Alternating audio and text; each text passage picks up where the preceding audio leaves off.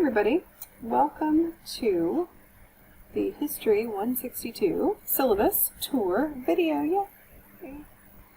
Okay, so this, I'm not going to read every single word in here to you because who wants to watch that?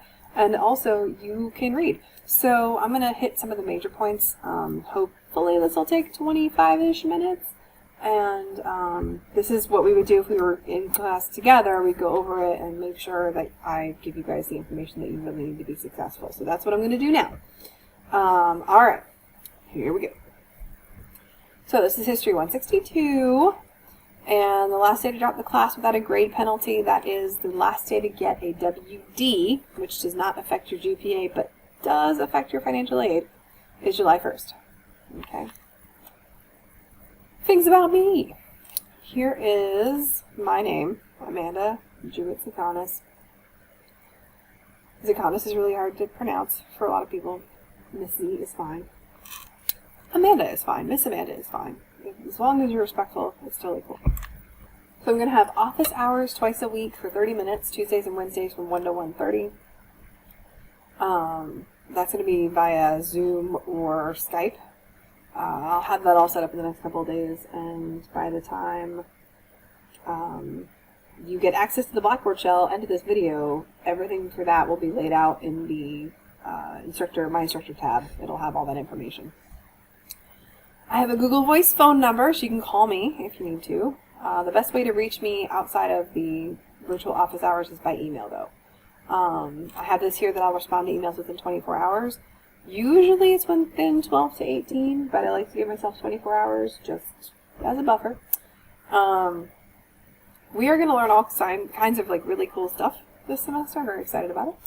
We're going to survey the experience of women in historical perspective. Topics include the experiences and contributions of women in culture, politics, economics, science, and religion. Upon completion, students should be able to analyze significant political, socioeconomic, and cultural contributions of women in history. We're going to be totally online. This was not the original plan for this class, and if you watched the welcome video, you know more about how we're going to navigate this new online stuff. Everything's going to be submitted on Blackboard. We've got Blackboard meticulously laid out. Week 1, week 2, etc. There's a Blackboard tour video that's going to take you. So the Blackboard tour video will show you I'll show you the Blackboard site and where everything is and all that. So more on that in a little bit. And like I said, we're going to do optional virtual meetings twice a week. If you don't want to do that or can't, you'll do written discussion. So you will be engaging with the readings and each other in one format or another. It just depends on your comfort level, what you want to do, what you can do, all that good stuff.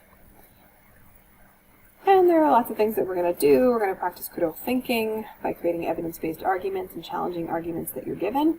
We're going to read a lot of different scholars having a lot of different takes on a lot of different things. It is super duper okay if you're like, I don't think Carlson is right about this. I agree more with so-and-so. Alright, cool. Why? Well, in their article, they talked about blah, blah, blah. Great. Awesome. Yes. You do not have to read these, historians' takes on this stuff and think, oh yeah, everyone is 100% right, and this is the way we should look at this. It's okay. If the evidence points you in a different direction, share that. I want to know that. Let's see. We're going to recognize the ways that race, class, and ethnicity have influenced women's different experiences in American history. We're going to use the 3 C's of history, some of my favorite words: change, continuity, and contingency. And change, of course, things are different. Continuity, things stay the same. Contingency are moments of uncertainty or unpredictability in history when things could have gone one way and instead went a totally different way.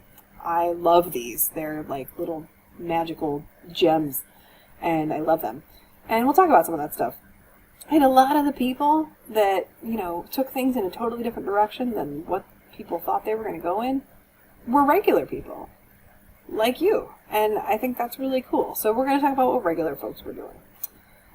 We're going to take responsibility for our own education by asking and answering questions of your own making. A lot of that's going to happen in discussion, whether it is virtual or written, depending on which option you pick. We're going to read primary and secondary sources relating to women's history. Primary sources are sources written by people who were living at the time. So, for example, we'll read things by let's see, Mary McLeod Bethune, and Margaret Sanger, and Catherine Beecher, and Phyllis Schlafly, and all kinds of different folks that were around during this stuff. And the people writing during that time, that's a primary source. That's written by the people who lived through the events. Secondary sources are the articles. I referenced Carlson. These books are secondary sources. Deborah Gray White, Eileen Crowder, Dorothy Sue Cobble, Linda Gordon, and Astrid Henry. All of them wrote secondary sources. They took all the primary stuff and they wrote about it. So we are going to engage with those things. We're going to understand the differences in gender roles and expectations for men and women throughout American history, and how these roles and expectations impacted American political, cultural, religious, and social life for men and women. Consider how the history of America looks different from women's perspectives, how women of all races and classes experienced events, both locally and nationally, and how women's lives changed over time. Again, these are your books. These ISBNs are accurate. The bookstore has these as well. I believe you can also get them used through the bookstore for a lower cost. And then there are additional readings, articles, documents, and things that are on Blackboard. We are not using e-text, so we don't even need to worry about that. So we're going to talk about all kinds of stuff. We're going to explore the lives and experiences of American women dating from Native American women to early 21st century women. So we're going to like now-ish. In fact, I think the last thing we read is from 2015. So we're going pretty close to now. We're going to look at, what do American women have in common? What makes their experiences distinct from men and from one another? How have women contributed to the development of the United States? And by viewing history through such a lens, students will have a better comprehension of women's lives through different eras of America's history, a more thorough understanding of the diverse roles women have held, and a stronger grasp on the ways women have both worked within and pushed against societal barriers to effect more control over their own lives and to gain visibility in American society. So our task will be to identify women's shared experiences and struggles, as well as differences based on nationhood, race, ethnicity, class, geography, age, sexuality, family, and countless other categories that have defined and divided them. And there's a reading breakdown. You'll see that in the Blackboard tour shortly. I know you're like, okay, Amanda, that's cool. Yeah, sure, but how are we graded? Well, here's how you're graded. 25% of this class is participation. So remember in the welcome video when I said it's really important that you participate either through the virtual optional meetings or through the written discussion board? That's how important it is. It's a quarter of your grade important. And the success of our class will largely be determined by your participation. I don't have a bunch of tests and quizzes. I don't want to make a bunch of tests and quizzes. I don't think we need to do that. I think we can read and we can talk about stuff. So you need to be prepared for class. You need to be ready to take an active part in discussion, whether you're doing it virtually or in written form. And if the class schedule lists a reading for that day, you need to come to the virtual meeting, or you need to begin your written discussion that day having completed the readings and be prepared to discuss them. So if you do the readings and you actively participate in each class discussion, that's each discussion board, so there are going to be 2 most weeks, or 1 for this first week, or the virtual meetings, or a combination therein. If you're participating twice a week when there are 2 participation grades each week, you've read, you've come, you've prepared, you've contributed, you will receive a good participation grade. So, like I said in that welcome video, you have to participate actively, contributing twice to the class discussion virtually if you're going to get participation points that way. You will need to submit discussion boards, 1 for each part of the reading. So the readings are broken down, part 1, part 2, day 1, day 2, Tuesday, Wednesday, based on the virtual meeting schedule. It's just what the seated schedule was, and I just had broken them in half to make it easier. Instead of putting all the things in one blob in one folder, I broke it in half. And so that's how the discussions are broken, both virtually and written. They're broken in half. You have one section and you have another section. And if you do the discussion for both, whether virtually, written, or a combination therein, if you do all that, you come, you contribute, you're prepared, you write down your answers, you speak your answers, however you do it. If you do that for every meeting, be it written or virtual, or a combination, like I said, your participation grade will be good. And that's a quarter of your grade. So a large part of your grade is contributing to whichever form of discussion you choose to participate in. Another 25% of your grade is a paper. So you'll do a research paper, 5 to 7 pages, argumentative, discussing the broader themes and ideas of the course. There are 5 different questions. You will pick one option, and you'll do that. That's due on June 24th, it says. I want to say that's probably going to be that Friday, I think. Which I think might be the 26th. But it's on Blackboard. We'll look. 10% is your annotated bibliography. You'll do that before you turn the paper in. So this is going to be a list of each potential source with complete publication information and some information per source on how it will be used in the paper. There is a handout on writing an annotated bibliography, and I will talk about it in more detail closer to that due date on June 10th. The last, or no, not the last, sorry, 20% of your grade will be paragraphs. And this is going to be done in groups. Blackboard will randomly sort you into groups the first week of class, and you will need to work with your group to compose a paragraph answering a question. The reading breakdown lists these different group questions, so depending on what group number you're in, group 1, 2, 3, 4, 5, 6, you will respond to whichever question is listed for your group that day or week or whichever. So this will make more sense when we go through the reading breakdown, which is in the Blackboard tour video. You'll see that. You'll do this 5 times with your group, and together it will be 20% of your grade. So each paragraph is roughly 4%. They average together, that's 20%. 5% of your grade is a group analysis at the end of the semester. This is due the last day of class, which is July 20th, on Monday by noon. It'll open 5 days before. This is a survey. You need to complete it. If you complete it, you get a 100 for 5% of your grade. Woo! That's pretty cool. This is just a survey analyzing the group work you've done with the paragraphs. It's got questions. It's got a place for comments. I am the only person that will see it. It is anonymous, so your name will not actually appear. So you can be as honest as you would like. And that is going to be due on the last day of class. The final 15% of your grade is a presentation. Now, you will not do this to the class. You'll submit it. It'll be a narrated presentation. I'll have instructions and details for you on that, on how to do narration. It'll be a narrated PowerPoint presentation that you will pick on one of the historical figures. I have a sheet of historical figures and presentation dates. So we'll take a look at that together, probably that first week or so of class, and I'll post it in a OneDrive file so you guys can click into it and put your name on whatever date works for you. It'll be a first come first served basis. Each person gets one person. So I don't want to see 2 names next to Phyllis Schlafly, for example. Or Michelle Obama or Nancy Reagan. I definitely want to see 1 name per person, or Hugh Bell or anybody. So just make sure you sign up for, the sooner you do that, the sooner you get the person you wanted. So again, that'll be in OneDrive. That'll be with the presentation information in Blackboard. I haven't set it up yet, so when we go to the Blackboard tour video next, you won't see it yet, but when you actually go in on the first day of class, you will see it. It will be there. So, all right, the Grade Center. You'll find everything in the Grade Center. I keep up, if I don't mind saying so, pretty decently with grades, and my turnaround is pretty good. I like for students to know where they stand in the class. I don't want it to be a mystery how you're doing. I think that's just stressful, and I didn't like that ever when I had to do that as a student. So I like just my students to know how they're doing. So larger assignments like your research paper will be returned within 2 weeks. Smaller assignments like the paragraphs will be returned within 1 week.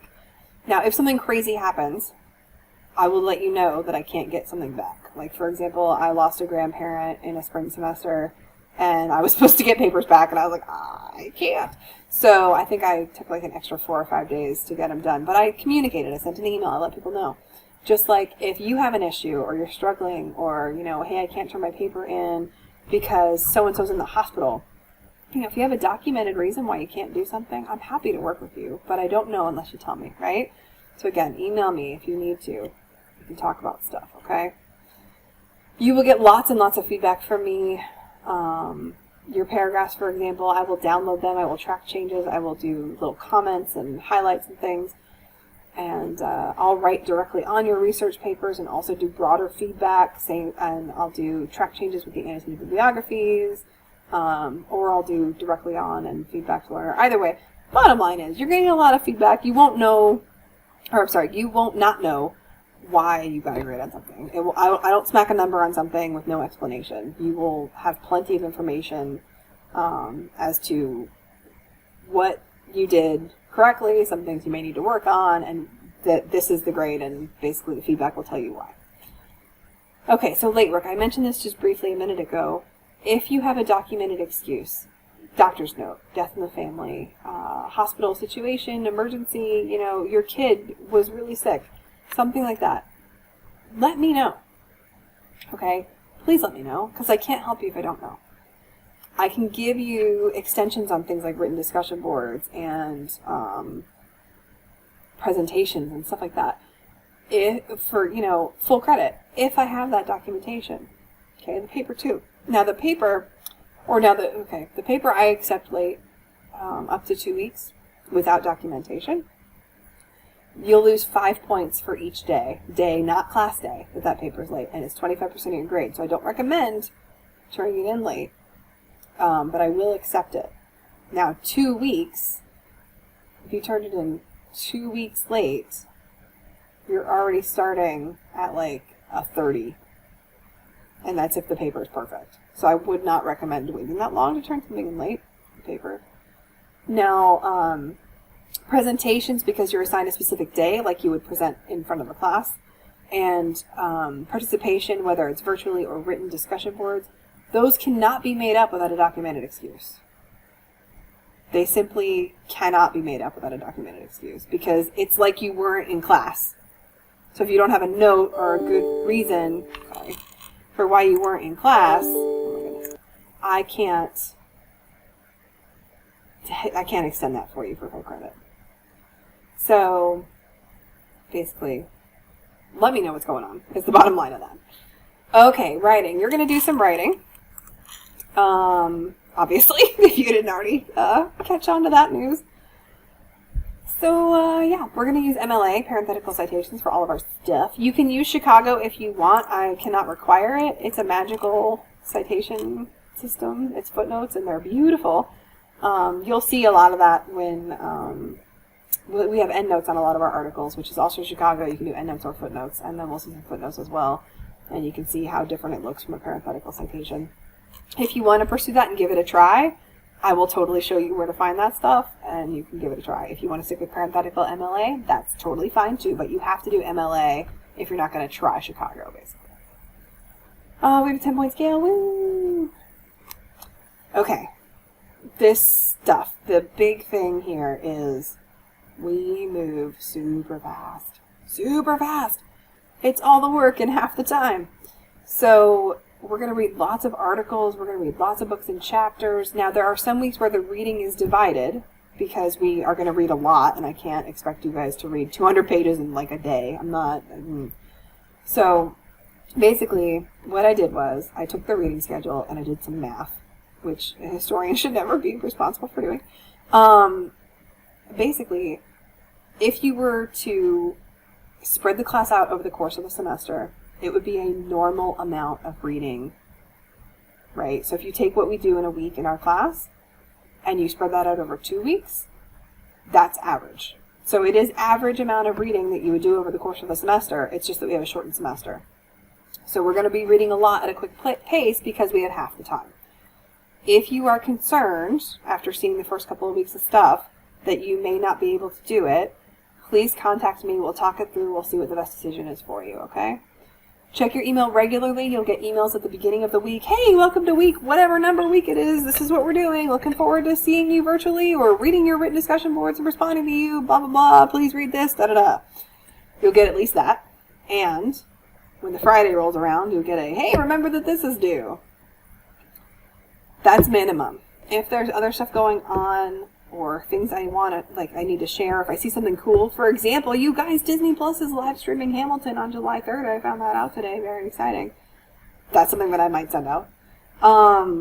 But the nuts and bolts housekeeping stuff, you'll get stuff twice a week. So you get reminders and all that kind of stuff. There really is, you really have to hide under a rock to not know when something's due.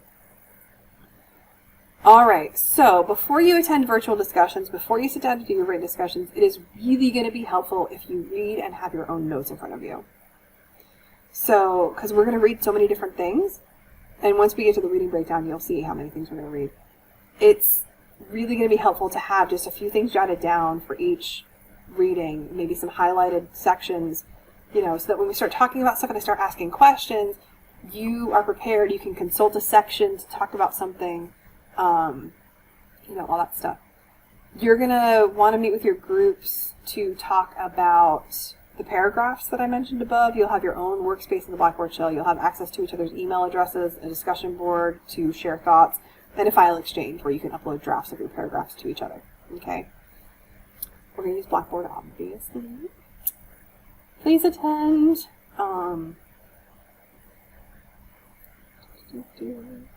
This is one of my favorite things to say. Disagreement is an important part of intellectual discussion, and arguing out issues is critical to a college education. Therefore, you should expect to disagree with the ideas or opinions of others, especially in your discussion meetings, whether it's virtual or written. Please always disagree in a respectful manner. Treat others as you would like to be treated. Use respectful language to refer to groups, individuals, and fellow students. Harassment or inappropriate behavior will not be tolerated. All right, so basically, we have a lot of, not necessarily, well, yeah, controversial, you might say, but like really hotly debated things. We're going to talk about abortion. We're going to talk about, we have a reading about 3 women who came over from China to Chinatown in San Francisco, thinking they'd all been like signed up for arranged marriages, and 2 of them end up in a prostitution ring, forced. So we have that. We have abortion. We have racism. We have sexism. We have labor issues. I mean, we have, you know, people being murdered for being witches. Like, we have all kinds of stuff that we're going to talk about. Some of it more controversial than others. Some of it may heighten emotions and feelings and thoughts and opinions and political stances more than others. It is totally fine to disagree. I have no problem with it. We need to be disrespectful. We need to disagree in a respectful manner. And hopefully, most discussions and disagreements will be evidence-based. I'm hoping. It won't just be like, well, I think or I feel, blah, blah, blah. Some of that's all right. Some of that tends to take us off track, and then the wheels have come off the train, and it's like, woo, and then it's like an ideological discussion. We're not even talking about the readings anymore. So we have to be careful when it gets to that kind of territory. But respectful discussions, disagreement, that's important. We all need to be able to disagree with each other and still like each other when it's over. Now, there are some topics, some taboo topics that we may not discuss in class because it's too hot, like Marvel versus DC, for example. Or, you know, whether or not someone likes the Star Wars prequels. So, you know, we'll stay away from that really hot topic stuff. But, like I said, we will disagree with each other, and that's okay. We're going to be respectful while we do it. All right? And we're going to have really good conversations because it's okay to say what you think, and it's okay to use the evidence to have a different opinion than someone else in the class. That's what I love that stuff. Let's do that. Plagiarism will not be tolerated. It makes me so mad when people submit things that are not theirs intentionally. So angry, because that is such a waste of who you are and your potential and your intelligence and your thoughts, and I don't get to see it if you give me something else from someone else. I don't get to see what you think about this stuff. And that cheapens this for both of us, right? It cheats you out of doing the work that you've literally paid money to do. And it also cheats me out of getting to see, you know, what you think about the topic you've chosen and what kind of research you've done and, you know, what you want people to know about this, you know? And so plagiarism is one of the things that it makes me the angriest of all the things, usually, because it's such a waste. So please, please, please don't do that. If you have questions about what constitutes cheating or plagiarism and you don't know for sure, please ask. There's a Is This Plagiarism handout in the Blackboard shell. So if you're not sure, please ask me.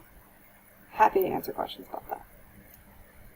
Okay, so we'll do virtual office hours. I'll also do this by appointment if the Tuesday and Wednesday 1 to 1:30 don't work for you and you have like a burning issue or question, or you really need to talk about something, or you need me to look at something. Please don't hesitate to email me and reach out for an appointment. This note about electronic devices is hilarious now that we're online. Attendance. You can only miss 1 week of class. So you know how in most classes you can miss 2 weeks during the spring and the fall? Remember, it's half the time. So you can miss 1 week, and after that I have to drop you from the class. That's a WF. That has financial aid issues, penalties, and grade penalties too. So there is a reinstatement option that will vary depending on, you know, where you are in the class and what's going on. But please, please, please attend class. If you're having an issue or an emergency and you can't, or you need an extension on something, like you're an essential worker, maybe, you know, please, again, communication. Let me know what's going on, and we can see what we can do. CCP students, I don't think you guys have mandated testing in the summer. If you do, that's just me. But if you do, please let me know, and we'll figure that out. Hopefully they're not gathering you all together for testing right now. Jolt is helpful. They can assist you with any sort of issues in Blackboard and all that kind of stuff. I'm basic. I know some basic things, but if you're having like a really weird issue, like you get locked out of your account, Jolt are the people to contact. Religious or solemn observance. We have a form for that. We will talk about different religious backgrounds and all kinds of stuff that women have throughout history. And it's super interesting and fascinating, and it's important to a lot of people. And so if you have a reason, religious or solemn observance absence, that you need to miss the class for, there's a form for that, and you need to let me know 2 weeks prior to the date of your absence. You will be able to make up everything, no problem. Okay, so we have a faculty first policy here at JCC. This is the last thing I have to talk about in here. I like to call it the We Are All Adults policy, because it literally is, if there's a concern, talk to me, right? Now, I will tell you, now that we are online, we might have to battle my dad jokes a little bit. So I can be sarcastic. I sometimes have a really dry sense of humor, and that can come off as snarky or mean, and that is never my intent. So if I make a joke and it comes off as snarky, you know, please email me and let me know, and I will absolutely apologize for something that has offended someone that I say. Please let me know. It's a two-way street too. If we're having a class discussion and somebody says something that is offensive, or maybe they don't mean it that way, but the tone is not conveyed well, maybe it's a written discussion response, and again, tone is not conveyed well over typed text, I'll reach out and I'll let you know. It's a two-way street. So please, you know, I'm a human being, right, just like you. If I make a mistake, call me on it. You know, email me, let me know. We'll talk it through, we'll fix it, it'll be cool, okay? Now, there's a chart here, so if you feel the problem is too big and you need to talk to somebody else, there's a list here in the syllabus of people you can talk to. Hopefully that will not happen. Again, I like to pride myself on being approachable. I hope that you find me approachable. Please approach me if you feel like there's an issue we need to talk about, okay? So that is the syllabus in 28, almost 29 minutes. If you have any questions about any of this, please let me know. Move on now to the Blackboard tour video. That's going to show you where everything is, where to find everything. We'll go through that reading breakdown that'll show you due dates and all that magical stuff. So please contact me with any questions, and go ahead and watch more video stuff. Woohoo!